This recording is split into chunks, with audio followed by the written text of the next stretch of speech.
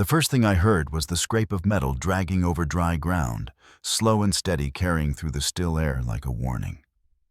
A shadow stretched along the street before the sun caught it. And then she came into view, barefoot, dress in tatters, hands bound in front, a length of chain pulling tight at her neck. The deputy's horse kept an even pace, each hoofbeat matching the rattle of iron through the dust. I stayed in the shade of the store's porch, one shoulder against the post. But my eyes followed her all the same. Her head was bowed, but when she lifted it for a moment, the look she gave me was enough to stop my breath. Before I tell you what happened next, let me know where you're listening from in the comments, and tap like and subscribe if you've ever stood at a crossroads where one choice could change everything. My name's Reuben Harlow. I've kept to myself for years now, out past the last row of fence posts where the land turns to stone and the mesquite grows low. I was raised farther east, where winters were hard and summers harder. On a small spread, my father worked with the kind of discipline that came from waking before daylight and not stopping till after dark. My mother kept the Sabbath strict, no matter what the weather or work demanded, and I learned early that a man's word was worth more than his pocket. We never had much, but we never owed a dime, and that was pride enough. When I was younger, I rode with the law for a time, bounty work across counties and territories, following dust trails and rumors, until I found the man I was paid to find. The coin was decent, but it came at the cost of too many faces I still see when the nights run long. By the time I settled near Ironwood Crossing, I'd traded the sound of gunfire for the creak of a barn door, the smell of cedar smoke, and the comfort of knowing the only boots in my yard were my own. Ironwood was the kind of place where a handshake still closed most deals, but the railroad talk had brought new money in men who wore clean boots and kept their hands free of work. Speculators who measured the worth of land by the coin it could turn, not the lives it could keep. The council had more sway than the sheriff most days, and it wasn't hard to see who wrote the rules. Folks who'd been here all their lives kept their heads down, and the ones who didn't usually found themselves wishing they had. I hadn't planned on stepping into anyone's trouble. Supplies were all I came for: coffee, salt, new leather for my saddle. But when I saw her chained like that, walking barefoot through the heart of town with no one moving to stop it, something in me turned. I knew enough about the council to guess they had their reasons, and enough about life to know reasons didn't make it right. The deputy led her toward the square where the punishment post stood, and the sheriff followed a few paces behind, hat pulled low. A few townsfolk lingered, watching from porches or behind windows, the kind of watching that says they'd deny it if asked. I stayed where I was until they stopped at the post. Then I stepped down from the porch, boots hitting the dirt, with a sound that carried farther than it should in that silence. The square stood quiet enough to hear the leather groan under the deputy's saddle as he eased his horse to a stop. The chain from his horn to the iron collar around Isla's neck was pulled short, forcing her to stand just shy of the post they used for drunks and petty thieves. Her wrists were already bound high, but they hauled her arms up further, fixing the shackles to the top ring so her weight settled against the collar. The sun caught the bruising around her eye, and her bare knees were streaked with dirt and blood. A few men shifted on the boardwalks, some turning away, others letting their eyes linger. Sheriff Amos Lonigan wiped a sleeve across his brow, the heat already pressing through his shirt. "Council will make their decision by nightfall," he told the deputy, though it sounded more like a reminder than an order. No one in the small crowd stepped closer. The air held that uneasy stillness of folks pretending they weren't part of what they were watching. I moved from the shade, crossing the street with slow, even steps. My hand went inside my coat, but not for the Colt, it was for the leather pouch I kept close. The coins inside shifted with a muted clink as I held it out to the sheriff. He looked from me to the girl, then back to the pouch. "She's not under arrest," he said, voice low. "This is a town matter." I didn't answer. The sheriff took the pouch, weighing it in his hand, like he already knew what I meant. "You're not buying her," he said, more to himself than to me. You just want her out of here." I kept my eyes on him steady. Lonigan sighed through his nose and gave a small nod to the deputy. "Unlock it." The deputy's mouth tightened, but he fetched the keys from his belt. I stepped to Isla's side, crouching to reach the rusted lock at her wrists. The iron was hot from the sun, the keyhole rough from years of dust. I kept my hands clear of her skin, working the lock until it gave. The chain at her neck came next, rusted, stubborn, each link giving way with a sharp snap. When the last length of iron dropped into the dirt, her body tipped forward. I caught her before she hit the ground, feeling how light she was under the weight of all that exhaustion. She stiffened, but didn't fight. Without a word, I lifted her and carried her toward my horse. The gelding stood still as I swung her into the saddle sideways, mounting up behind her. My arm stayed firm at her waist to keep her steady. She didn't ask where we were going, and I didn't offer. The street cleared behind us without a sound. The road out of town was dry and stony, the wind pushing dust across the hardpack. She stayed tense in the saddle, her head bent slightly forward as the land rolled past low hills, dead grass patches of mesquite catching the sun. We reached my cabin late in the afternoon. Cedar walls, a neat stack of firewood under the porch, and a single barn sat against the backdrop of pale sky. Smoke curled from the chimney where I'd banked the fire that morning. I slid down first, then helped her to the ground. Her legs gave under her, so I caught her again and guided her through the door. Inside was plain one cot against the far wall, a cast-iron stove, shelves of jars, and a small table with a single chair. I pointed to the cot, and she sat slowly, clutching the torn edge of her dress. I handed her a canteen. She drank deep, coughing once, then steadied. I set bread and a tin of leftover stew within reach before stepping outside. The evening settled in quiet, the kind that presses against the walls. No footsteps, no voices, only the wind in the grass. She didn't leave the cot, but I saw the sliver of light under the door shift once, like she'd moved to watch it. When I came back in, her eyes followed me, but she said nothing. Morning brought a pale light through the small west window. She stirred slow, wrapping the blanket around herself before reaching for the bread and water I'd left by the table. I came in from the yard, setting a hammer on the shelf. My coat was off sleeves, rolled sawdust clinging to my forearms. "Pump's working out back," I told her. "Bucket's there if you want to wash." Her thank you was the first word she'd spoken since I pulled her from the post. She stepped outside barefoot, moving toward the pump beyond the barn. The water was cold enough to sting, but she stayed with it, scrubbing away the dust and dried blood. Her dress she rinsed as best she could, hanging it over the fence rail in the sunlight. When she came back in hair damp, I was whittling at the table. "Your dress won't dry quick in the shade," I said. She hesitated before asking, "Do you want me to leave?" I shook my head. "You don't owe me anything." She stood a moment longer, then sat back on the cot.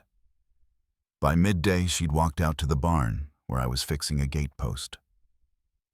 "I know how to muck and feed," she said. I handed her the small rake without a word. The day passed in work, her tending the horse and sweeping the floor, me hauling water and setting hinges. That night, we ate at the table quiet between spoonfuls.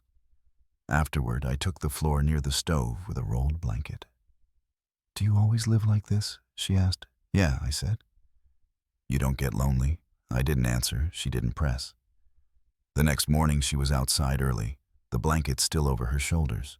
The frost clung to the fence rails, and the air carried that stillness before the day turns hot. I poured 2 cups of coffee and handed her one. She studied me over the rim. "What were you before this bounty hunter?" I said. She nodded like it confirmed what she'd guessed. "You kill people some needed killing," I told her. "Others I brought in alive." She was quiet, then asked, "Ever regret it?" "Yeah." She moved toward the barn later, dressed in her dried prairie dress, now held together at the bust with a safety hook. She worked without direction, feeding the gelding and sweeping the stalls. I passed by with fence posts on my shoulder and saw her hand resting on the horse's neck, whispering something low. That evening, she told me what happened in Ironwood. I listened while the fire burned low. "You did what you had to do," I said when she finished. No one had told her that before. I pulled a wool shirt from a hook and set it beside her. "Yours now. Wear it tomorrow." Outside, the night deepened. The wind shifted through the cracks, carrying the scent of cedar smoke. Inside, she held the shirt close. Whatever came next, it would start from here. The days began to take on a shape that felt almost ordinary. At first light, I would be outside cutting kindling or checking the fence line, and Isla would appear not long after, her hair still damp from washing at the pump. She moved more easily now, though the red bands on her wrists hadn't yet faded. Some mornings, she wore the wool shirt I'd given her, the hem brushing her knees, sleeves rolled back to keep from catching on anything. Other days, she braved her mended dress, pinned and patched where the seams had split, working without waiting to be told. By the third morning, she walked into the barn ahead of me, a tin pail swinging at her side. The gelding nickered low when she stepped into the stall, and she spoke to him in a tone I could barely hear over the scrape of my boots on the packed dirt. She moved with care, sweeping out the bedding, refilling the trough, checking the latch without looking for approval. I kept to my own work, resetting a hinge on the back gate, but watched her from the corner of my eye. She didn't glance my way, but there was a steadiness in her that hadn't been there before. Toward noon, she came to where I was mending a break in the fence. The sun had climbed high enough to press heat into the top rails. She carried a tin dipper of water, the handle wrapped in a strip of cloth so it wouldn't burn her hand. I took it, drank and set it down. "I want to earn my place here," she said. I looked at her for a moment before answering. "You don't owe me anything." She nodded once. "I know, but I want to stay." There was no need for more words. I turned back to the fence, and she stood a while longer before heading back to the barn. That night, she sat by the fire, sewing a tear in her skirt. I was at the table cleaning the blade of my pocket knife. The air inside was warm from the stove, the only sound the quiet hiss of wood settling. "You didn't ask what happened?" she said without looking up from her stitching. "I figured you'd tell me when you were ready." Her needle paused. He cornered me behind the saloon, pulled at my dress, thought I'd stay quiet. She threaded the needle through the fabric again. I had a knife in my boot. I used it. I watched the flames shift in the stove's grate. "You did what you had to do," I said. She studied me for a long second, then bent her head back over the skirt. By the week's end, we'd fallen into an unspoken rhythm. Work was split without discussion. She fed the horse while I checked the trap line she stacked, split wood while I brought water in from the well. When evening came, we ate side by side at the table or on the porch steps if the wind was mild. Some nights I took the bed and she kept to the cot. Other nights, it was the other way around. Nothing was said about it. One morning, frost still silvered the ground, when a sound reached me over the creak of my saddle leather, a horse coming at a steady lope. Isla had been sweeping the barn aisle and stepped into the doorway, shading her eyes. The rider was a man in a brown vest and a hat that hadn't seen a day's dust. He dismounted in front of the cabin just as I came out from behind the woodpile, axe still in hand. "Mr. Harlow," he said, voice smooth as if he were greeting a shopkeeper. "Name's Bryce Dinnan. I sit on the council in Ironwood." I set the axe against the porch rail and waited. Town sent me to clarify a few things, he went on. "The girl Isla may be clear of charges, but some folks are uneasy about the example being set. You walked her right out from under the sheriff's nose. That sort of thing can invite trouble." I stepped down from the porch, closing the space between us, slow. "You saying I broke a law?" His smile thinned. "Not at all. Just hoping we can keep this quiet for everyone's benefit. Behind me, I knew Isla was listening, but she didn't move into sight. You come out here again, I said, my voice low enough that the wind might have carried it away. You better bring a badge or a shovel. Bryce blinked, tipped his hat, and swung back into the saddle. I'll take that as your position, he said, then turned his horse toward the road.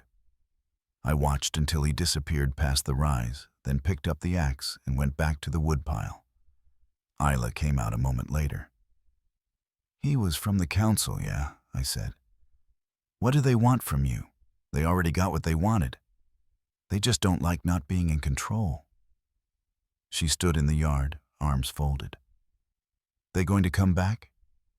Maybe. Doesn't matter.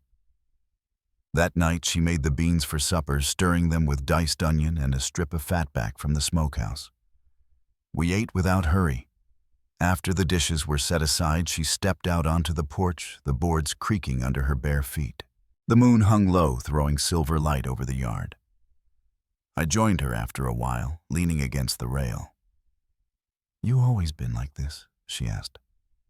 Quiet, alone. No, I said. She waited. Lost someone a long time ago. Didn't fix easy. She didn't press for more. She looked down at her feet, then at my hands resting on my knees. Her fingers touched mine lightly. I didn't pull away. When we went inside, she didn't walk to the cot. She stayed near the fire, her hand resting against my chest as if to measure the space between us. When she leaned in, I met her halfway. It wasn't hurried, and it wasn't a bargain. It was a choice made without chains or debt. Later, the fire settled low in the stove, and she lay with her head on my shoulder. My arm stayed around her until her breathing evened out. Outside, the coyotes called somewhere beyond the ridge. Inside, the only sound was the quiet of two people who had decided for that night at least to stay. The wind had a bite to it the next morning, sharp enough that the boards of the porch creaked under a thin layer of frost. I was already out stacking kindling when Isla stepped from the cabin. She wore the blue wool shirt belted at the waist, sleeves rolled back, her hair caught in the first light of day. She crossed the yard to hand me a tin of coffee, her breath fogging between us. I was thinking, she said, glancing toward the west wall of the cabin. We could dig a trench there, use it for cold storage. I know how, it's what we did at the livery. I followed her gaze, picturing the lay of the ground. Could work, I said. She studied my face a moment. You're not going to ask why I care about it? I shook my head. Nope. A small smile touched her mouth. I'm not leaving, Reuben. I know. Later that day, I brought in a bundle wrapped in brown paper from the shelf where I'd kept it. Got these from town a while back, I told her. Inside were 2 shirts, a skirt, all second-hand, but clean and well-stitched. Didn't know if they'd fit. Guess I do now. She carried them out behind the barn to change, and when she came back, the dark blue shirt was tucked into the faded skirt boots, laced tight. The red marks on her wrists still showed, but the clothes made her stand straighter. We worked most of the afternoon without much talk.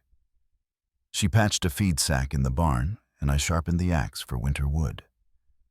When the sun dipped low, she asked, "What if they come back?" I set another log on the splitting block. Then they come back. She stepped closer. You'd fight them. I met her eyes. I won't let them take you again.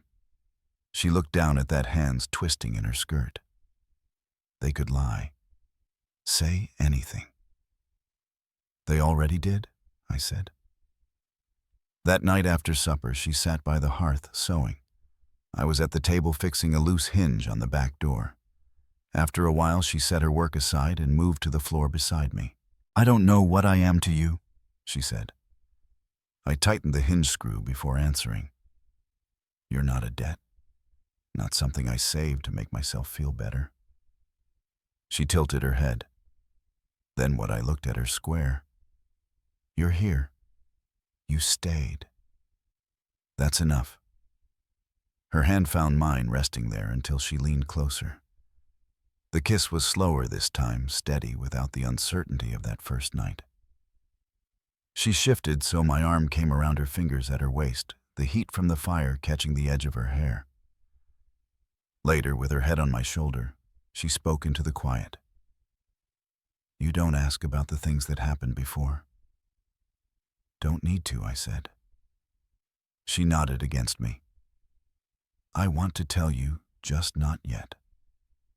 I told her she could take her time. The first frost turned to a light snow by the week's end. I was up before dawn, checking the barn roof and bringing in feed for the gelding. When I came inside, she was at the table, steam curling from her coffee. Her wrists had faded from raw red to pale scars, and she no longer kept them hidden.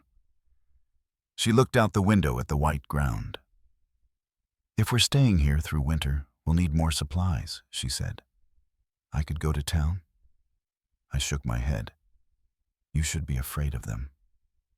She met my eyes. "Then let me go with you next time." "I don't want to hide." I didn't answer right away, only said, "You're not hiding. You're healing." That afternoon, I set traps near the edge of the woods while she stacked the last of the firewood inside. By evening, the smell of stew filled the cabin, rabbit and onion from the day's catch. We ate slow, the wind rattling the shutters. She set her spoon down. "You ever think about leaving Arizona?" I leaned back. "Not for years." She watched me. "If you did," I thought about it a moment. "Land near water, bigger house, a porch that doesn't creak." She smiled. "And what else?" "A second chair," I said.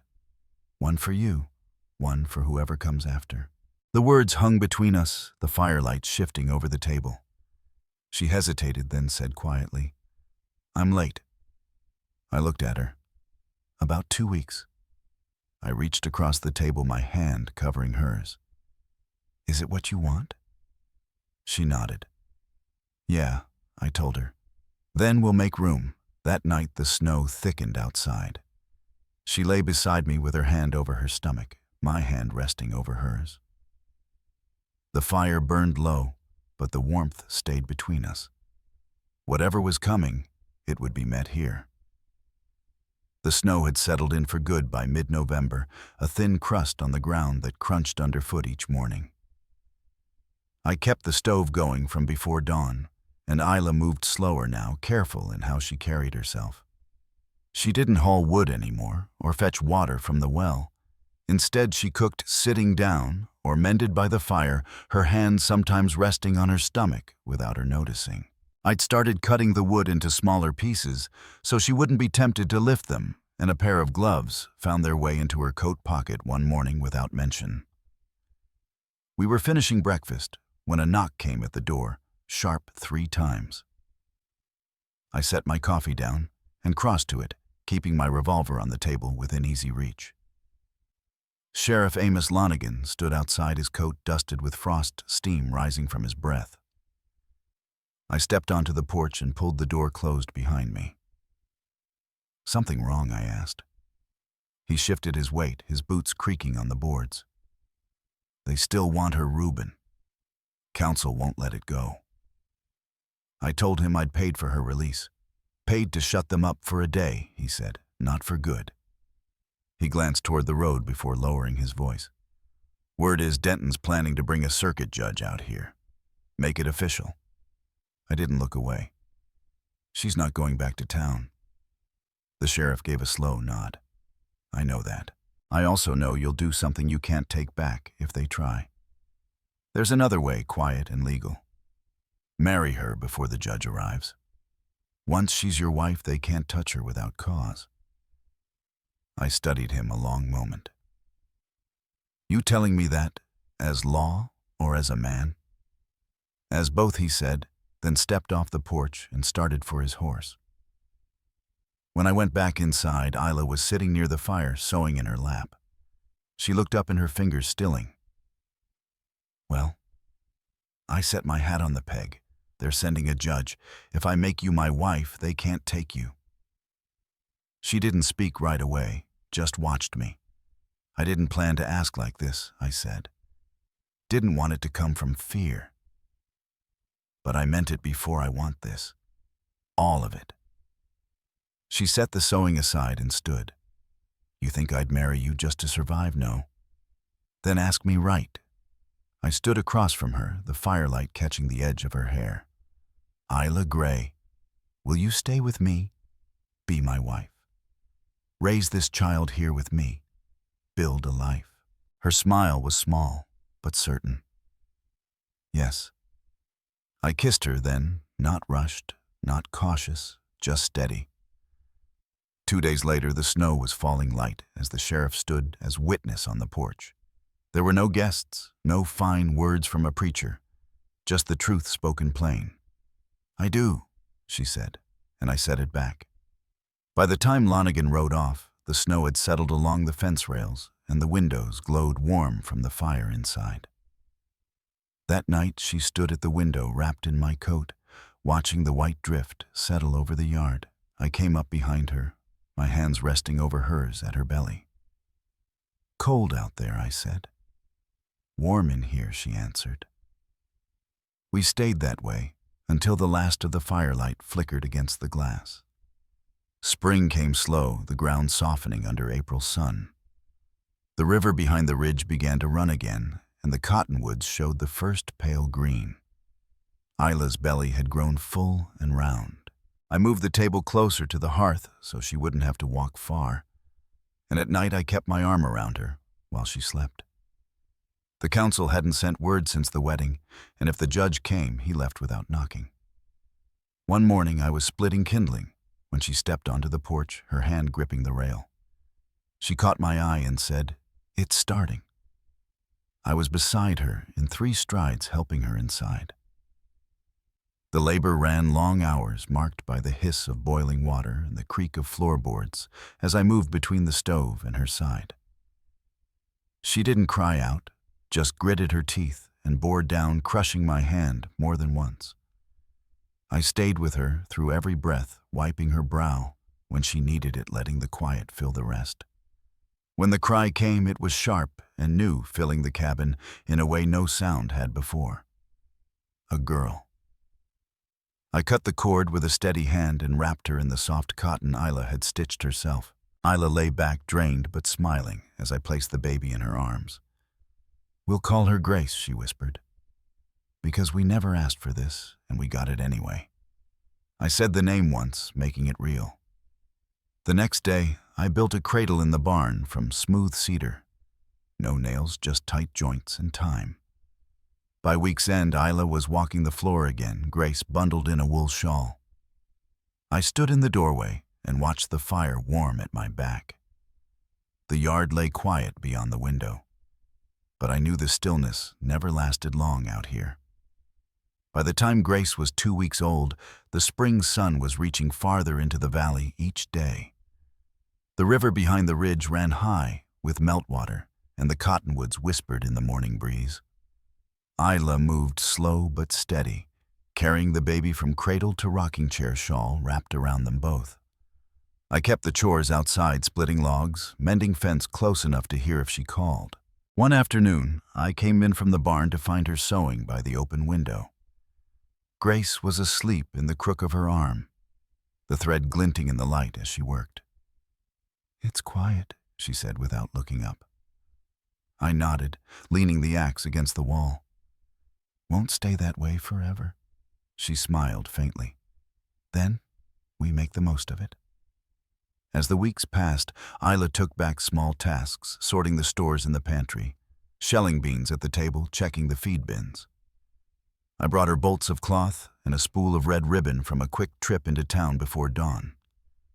"Figured you'd want to make something that's yours," I told her. She ran her fingers over the fabric, not asking who had seen me or what was said. One evening after the dishes were washed, we sat on the porch watching the sky burn out into stars. Grace slept inside the door open so we could hear her. "You ever think you'd be here?"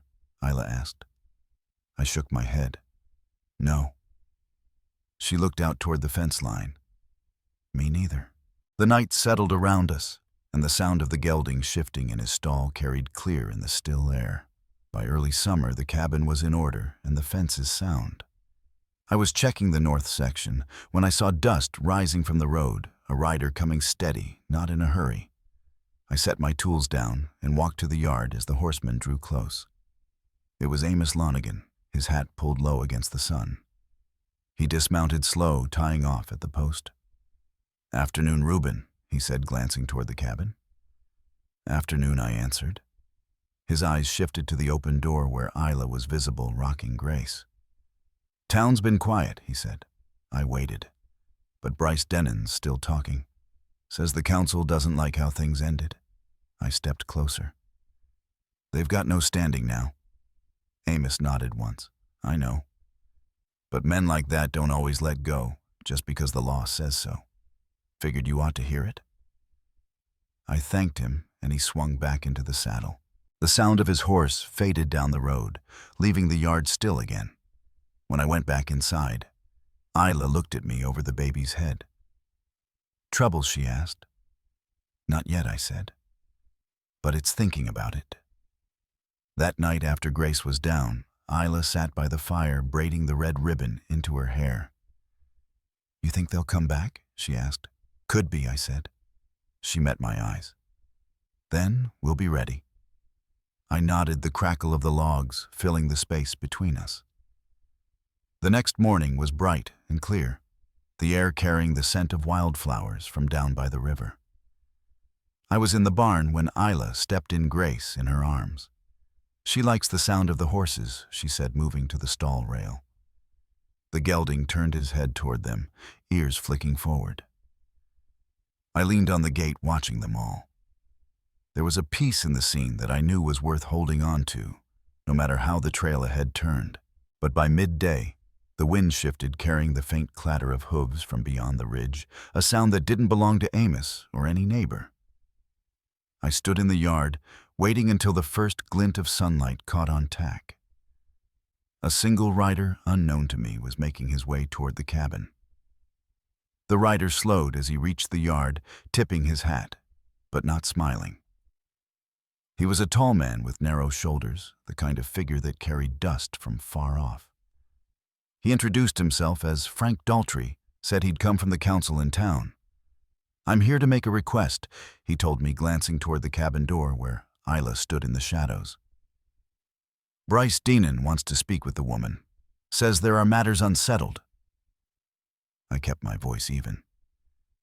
Those matters were settled by the circuit judge. Daltrey shifted in his saddle. Not in the eyes of everyone. I stepped closer, boots on dry ground, and looked him straight on. "You can ride back to Denon and tell him there's nothing for him here. The law's been spoken." He studied me a moment, then tugged the reins. "I'll tell him," he said, turning his horse without another word. Inside, Isla was still by the door, Grace against her shoulder. "They sent someone?" she asked. I nodded. "Won't be the last time," she said quietly. I didn't answer, just took the baby from her so she could rest. For the next week, I kept to the usual chores, but stayed close to the house. The sky held steady blue, the wind carrying the smell of warm earth, yet the quiet felt thinner somehow. Even Amos noticed when he stopped by with a sack of seed. "They're testing you," he said. "See if you'll bend before they push." I told him I'd stand as long as needed. 2 days later, I was mending a latch on the back gate when I saw movement on the ridge. 3 riders this time, spaced apart, coming down slow. I wiped my hands on my trousers and waited at the fence. Bryce Denon was in the lead, his hat brim low, the 2 men behind him, heavy-set and watchful. Reuben Denon called as they drew near. "We've come for what's ours." I didn't move. "Nothing here belongs to you." His horse sidestepped, picking at the dirt. "That woman, she was bound to our people. You've no right keeping her." I could see Isla through the cabin window, standing still with Grace in her arms. "She's free," I said. "By law and by choice." Denon's mouth tightened. "Law's one thing. Settling it like men is another." We stood there in the warm sun, neither of us looking away. Finally, he pulled the reins. "We'll be back," he said, turning his horse uphill. The other two followed their eyes on me until the ridge swallowed them. That evening, Isla and I sat in the dim lamplight. "He won't let it go," she said. I poured water into the basin for her to wash. "Then we make sure when they come back they regret it." She looked at me, her jaw set in a way I'd learned meant she'd already made up her mind. The next morning, I took the wagon into town before first light. Bought extra grain, a box of cartridges, and 2 more locks for the cabin doors. The store clerk didn't ask questions, but he watched me close as I loaded the supplies. By the time I got home, the air had turned heavy clouds building over the ridge. I unloaded the wagon and saw Isla at the porch rail, the red ribbon in her hair. "You see anyone?" she asked. "Not today," I said. But both of us knew it was only a matter of time. That night, as the wind came up, the dogs barked once and went silent. I stepped onto the porch, rifle in hand, and looked toward the dark edge of the yard. Somewhere out there, a horse stamped in the dirt. The wind carried the faint creak of leather and the slow tread of hooves. I stayed on the porch, rifle steady, watching the shadows between the fence posts. A figure eased forward into the lamplight. Bryce Denon alone this time. He reined in a few yards short. "Came to end this," he said, voice low. I didn't answer, letting the silence stretch. He glanced toward the cabin. "She don't belong to me anymore. Judge's word stands." I lowered the rifle but didn't set it down. Then, ride on. His shoulders slumped just a touch, as if the fight had drained out of him. Without another word, he turned his horse and headed toward the ridge. When the sound of his hooves faded, I stepped inside. Isla was at the table, Grace sleeping in the crook of her arm. She looked at me for a long moment, searching my face. "It's over?" she asked. "For now," I said. "And maybe for good." The next weeks passed without riders on the ridge or strangers in the yard. We patched fences, stacked hay, and found small moments to laugh. The air was cooler in the mornings, the first hint of autumn in the cottonwoods. One evening we stood together by the corral, the sun laying gold light across the hills. Isla brushed a loose strand of hair from her face. "You could have let them take me that first day," she said. I shook my head. "No one takes what's under my roof, not while I'm standing." She smiled, a quiet, grateful thing. Grace stirred in her arms, and the 3 of us stood there in the fading light, the land stretching wide and open around us. Out here, justice doesn't always ride in with a badge. Sometimes it comes on quiet nights, in the choice to stand firm when no one's watching. The West will test you, strip you down to what you truly are, but it will also give back if you meet it honest. That's the story I'll carry forward, same as these hills carry the wind. And maybe when you think on it, you'll remember your own stand and the moment you knew you were exactly where you belonged. If you've walked this trail with me, take a moment to share it with someone who understands the worth of a steadfast heart.